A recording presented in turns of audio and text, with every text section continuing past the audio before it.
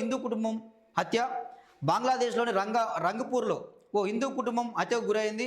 భర్త, భార్య, కూతురు, కొడుకును దుండగులు గొంతు నొలిమి చంపేశారు. ఇంట్లోని వస్తువులు చెల్లాచెదురుగా పడి ఉండడంతో దొంగలు ఈ ఘాతకానికి పాల్పడి ఉంటారని పోలీసులు భావిస్తున్నారు. సో ఇక్కడ విషయం ఏంటంటే, ఈ భర్త శవమేమో బంగ్లా మీద, భార్య శవమేమో ఈ మెట్ల మీద, సో పిల్లల శవమేమో మంచం కింద, సో బిడ్డ శవమేమో మంచం మీద, ఇట్లా ఈ విధంగా దొరికినామట. ఇంట్లో పోతే చెల్లాచెరువు దొరికినాయి వాళ్ళ శవాలు.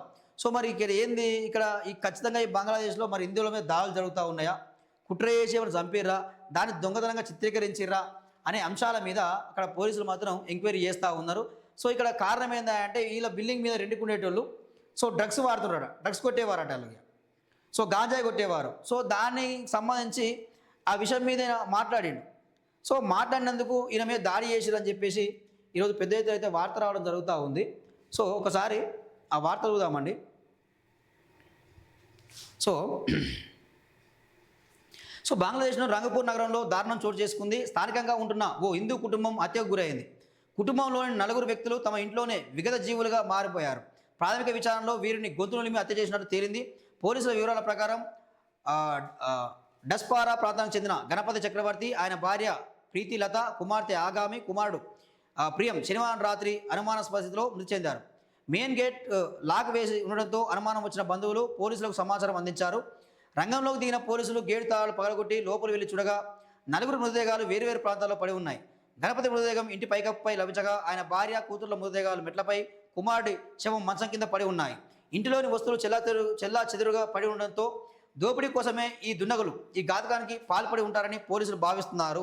సో దోపిడీ జరిగితే సో వాళ్ళని కట్టేసో కొట్టో భయపెట్టు, అక్కడ ఉన్న బంగారము, వాళ్ళ దగ్గర ఉన్న డబ్బు ఎత్తుకపోతారు.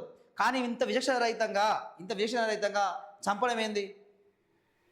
ఒక శవం మేడ మీద దొరకడం ఏంది, ఒక శవం మెట్ల మీద, 2 శవాలు మెట్ల మీద దొరకడం ఏంది, ఇంకో శవం మంచం మీద దొరకడం ఏంది?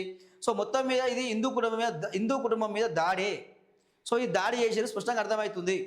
ఈ ఘటనపై సిఐడి డిటెక్టివ్ బ్రాంచ్ పోలీసులు సంయుక్తంగా దర్యాప్తు చేస్తున్నారు. కాగా గురువారం రాత్రి నుంచే ఈ కుటుంబ సభ్యుల ఫోన్లు స్విచ్ ఆఫ్ రావడం గమనార్హం. మృతదేహాలను పోస్టుమార్టం నిమిత్తం రంగపూర్ మెడికల్ కాలేజీ ఆసుపత్రికి తరలించారు. మైనార్టీ హిందువులపై పెరుగుతున్న దాడులు. బంగ్లాదేశ్లో మైనార్టీ హిందువులపై దాడులు పెరుగుతున్న తరుణంలో ఈ హత్యలు జరగడంతో స్థానికులు భయాందోళనకు గురవుతున్నారు. ఇది మతపరమైన దాడా లేక దోపిడీ కోసమే జరిగిందా అనే పోస్టుమార్టం నివేదిక వచ్చాకే తెలుస్తుందని రంగపూర్ పోలీస్ కమిషనర్ మహమ్మద్ అబ్దుల్ మహబూద్ తెలిపారంటూ మనం చూస్తూ ఉన్నామండి. సో ఇక్కడ దీన్ని ఏం చేస్తారు? సో ఇది మతపరమైన దాడి కాదు, ఈ దొంగలు చేసిన దాడి అని చెప్పి దీని కేసు క్లోజ్ చేస్తారు. వాళ్ళ దేశం, వాళ్ళ కథ. సో ఇప్పటికీ హిందువుల మీద దాడులు జరుగుతూ ఉన్నాయి.